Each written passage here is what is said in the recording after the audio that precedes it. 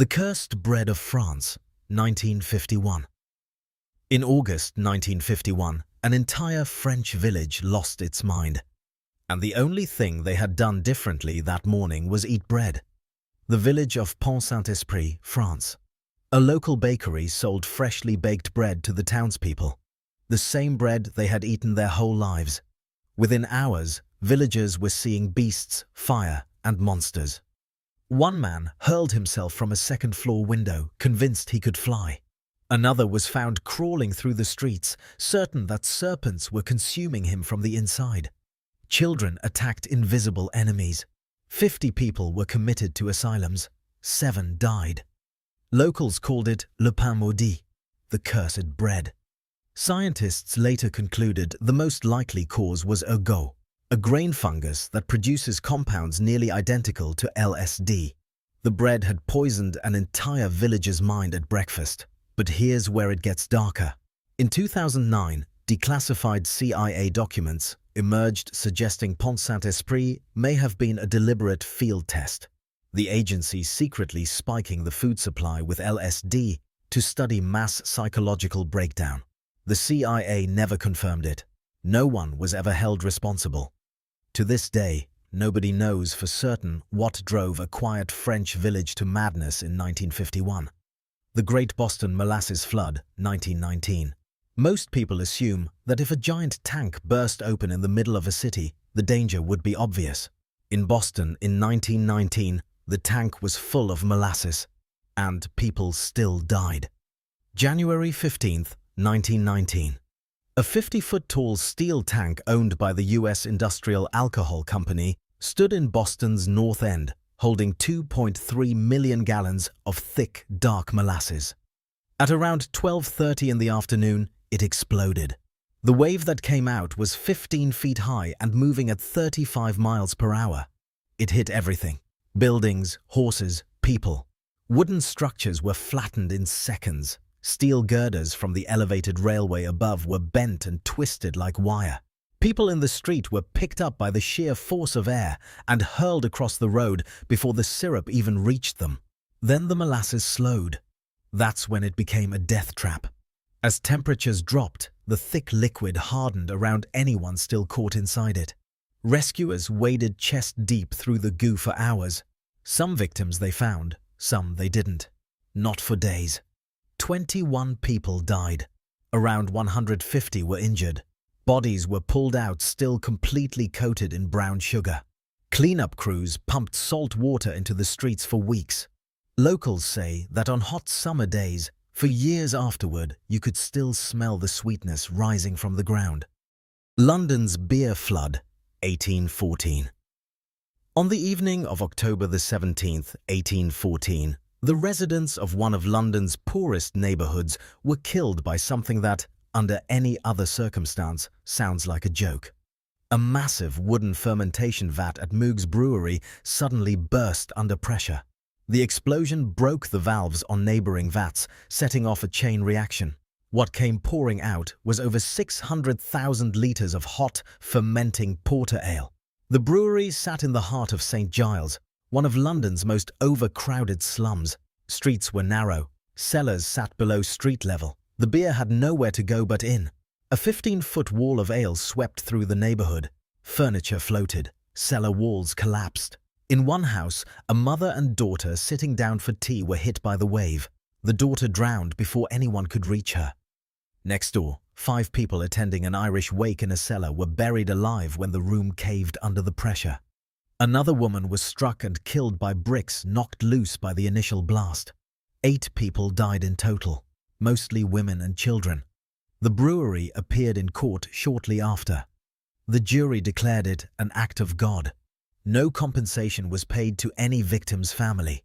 The brewery even successfully reclaimed government taxes on the lost beer. The Bradford poison candy, 1858. In 1858, in Bradford, England, a pharmacist mixed up 2 white powders and 20 people died eating candy. A local candy maker sourced his ingredients from a pharmacist who kept 2 nearly identical substances in similar containers. One was Daft, a harmless chalk-like filler used to bulk out sweets. The other was arsenic trioxide, one of the deadliest poisons known to man. The pharmacist grabbed the wrong one and mixed 12 pounds of arsenic directly into a batch of peppermint humbugs. Nobody noticed. The sweets were made, packaged, and sold at the market by a vendor named William Hardacre, known locally as Humbug Billy. Families bought them, children ate them. By the next morning, people were collapsing all across Bradford. Victims vomited violently, their skin darkened, and they hemorrhaged internally. At least 20 people died. Over 200 fell severely ill. The pharmacist, the candy maker, and the market seller were all charged. Not one of them was convicted. What that one mix-up did accomplish, however, was change British law forever. It led directly to the Adulteration of Food and Drink Act of 1860, the first modern food safety legislation in the country's history. Minneapolis, the day flour exploded, 1878. Flour doesn't seem like something that could level a city block. On the night of May 2nd, 1878, it did exactly that. The Washburn Mill in Minneapolis was the largest flour mill in the world, running 24 hours a day. On the night shift, fine particles of flour dust, suspended invisibly in the air throughout the building, ignited. Nobody knows what caused the spark. What happened next took less than a second. 3 simultaneous explosions tore through the mill. Every man inside, all 14 of them, died instantly. The blast was so powerful that massive granite millstones were hurled 8 city blocks away. 10 miles out, people felt the ground shake and assumed an earthquake had struck. The fire then spread to 2 neighboring mills. 4 more men died. 6 mills in total were destroyed. 18 men gone. An entire industrial district leveled. All because of flour dust, the same substance that sits harmlessly in every kitchen in the world. The disaster forced the United States to write its first safety regulations for flour mills. The ruins of the Washburn A Mill still stand today as the Mill City Museum in Minneapolis, a memorial to the night the most ordinary ingredient in the world became a bomb. Spain's toxic oil, 1981. In 1981, someone in Spain decided to bottle industrial waste, label it as cooking oil, and sell it to families across the country. Over 19,000 people bought it. More than 340 of them died. The oil was rapeseed, an industrial-grade product treated with toxic aniline compounds, completely unfit for human consumption. It was repackaged into ordinary cooking oil bottles and distributed to homes, restaurants, and street vendors at a price that undercut legitimate olive oil. Nobody suspected anything. It looked like oil. It cooked like oil.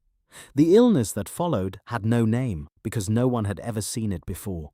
Victims developed crippling lung damage, heart failure, muscle deterioration, and nerve pain that in many cases never went away. Doctors were overwhelmed. Hospitals filled faster than they could admit patients. The dead were counted in the hundreds. The permanently disabled were counted in the thousands. It remains one of the largest and most deliberate acts of food fraud in recorded history, and the people responsible knew exactly what they were selling. Japan, the poison in the fish, 1950s. For decades, the people of Minamata, Japan, ate the fish from their bay the way they always had. They had no reason to think anything was wrong. The fish looked the same, the bay looked the same, but something invisible had already begun killing them. From the 1930s onward, the Chiso Corporation's chemical plant discharged industrial waste directly into Minamata Bay. Inside that waste was methyl mercury, one of the most toxic substances on Earth. The mercury settled into the seafloor, was absorbed by algae, eaten by small fish, and eaten again by larger ones. Every day, the local people ate from those waters. By the 1950s, the signs were undeniable. Cats in the village began convulsing and throwing themselves into the sea. Then the people started. Numbness, vision loss, muscle failure, brain damage. Babies were born with severe deformities. Adults lost the ability to walk, speak, or feed themselves. Over 2,000 people were officially diagnosed with what became known as Minamata disease. Several hundred died. The true number affected was almost certainly far greater. The Chisso Corporation had known about the contamination long before they stopped dumping. Legal battles stretched for 3 decades. In 1977, the company was finally found responsible and ordered to pay compensation. Minamata is now the name the world uses when it talks about what happens when a corporation poisons a community's food and looks the other way. The Dublin Whiskey Fire, 1875. On the night of June 18, 1875, a river of fire ran through the streets of Dublin. 13 people died, and not one of them from the flames. A bonded storehouse on Chamber Street in the Liberties district of Dublin held 5,000 barrels of whiskey. Nobody knows how the fire started.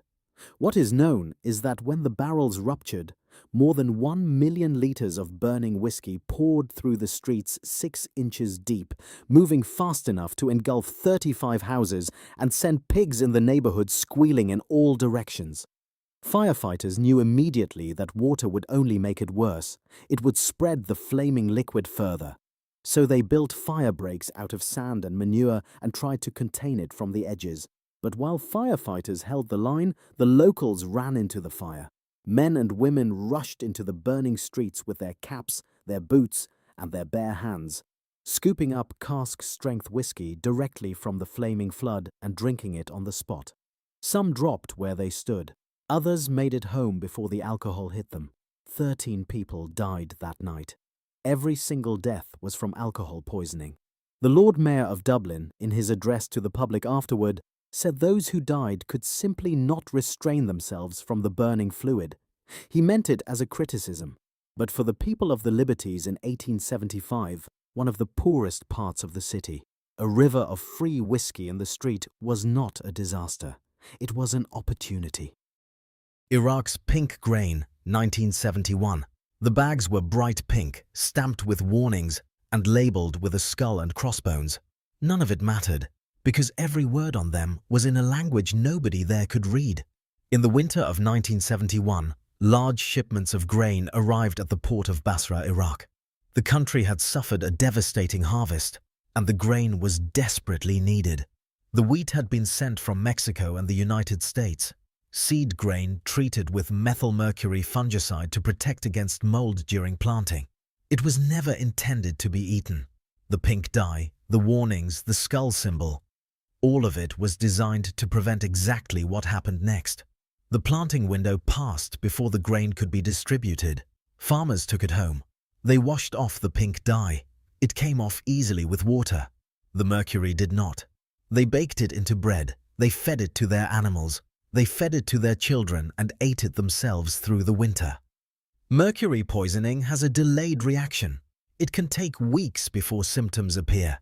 By the time anyone understood what was happening, thousands had already consumed enough to cause irreversible damage. Over 6,500 people were hospitalized. At least 459 died. Pregnant women who had eaten the grain gave birth to children with catastrophic neurological damage. The Iraqi government imposed an almost total news blackout.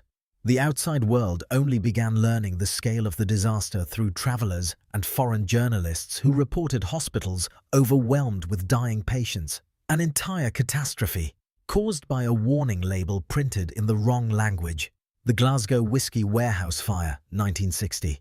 On the night of March 28, 1960, a fire broke out in a motor auction building in Glasgow, Scotland.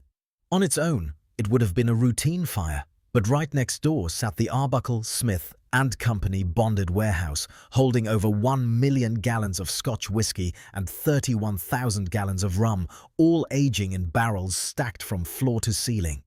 When the fire reached the warehouse, the barrels didn't just burn, they exploded.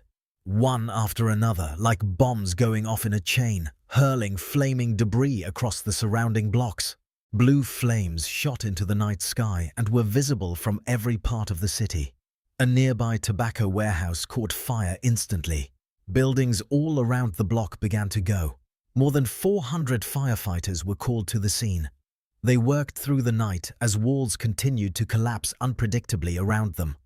There was no way to know which section would give next. 19 firefighters were killed. The blaze took a full week to bring under control. It was recorded as Britain's worst peacetime fire, and it started because a building that had nothing to do with whiskey caught fire next door. One accident, one unlucky wall shared between two buildings. 19 men who went to work that night and never came home. The Hamlet chicken plant fire, 1991. On September 3, 1991, a fire broke out at a chicken processing plant in Hamlet, North Carolina. Workers ran for the exits. Most of the exits were locked, bolted shut from the outside by the operations manager, who was worried about employee theft. 25 people died. 56 were injured. The Imperial Foods plant had been operating for 11 years without a single safety inspection. The locked emergency exits were not a secret. Workers had known, had complained, and had been ignored. When the hydraulic line near one of the industrial fryers broke and ignited, there was nowhere to go. Firefighters arriving on scene could hear workers screaming inside the building. The victims were mostly black women from the surrounding community, people working one of the only jobs available to them in the area. The operations manager was charged with manslaughter and sentenced to nearly 20 years in prison, the longest sentence ever handed down in a workplace safety case in North Carolina at that time. He served less than 5 years. The Hamlet fire forced major changes to North Carolina's workplace safety laws. But for the families of the 25 people who died locked inside a chicken plant, no law passed afterward could answer the one question that mattered: why it took a fire to make anyone look inside in the first place. If you learned something new, hit subscribe. Thanks for watching.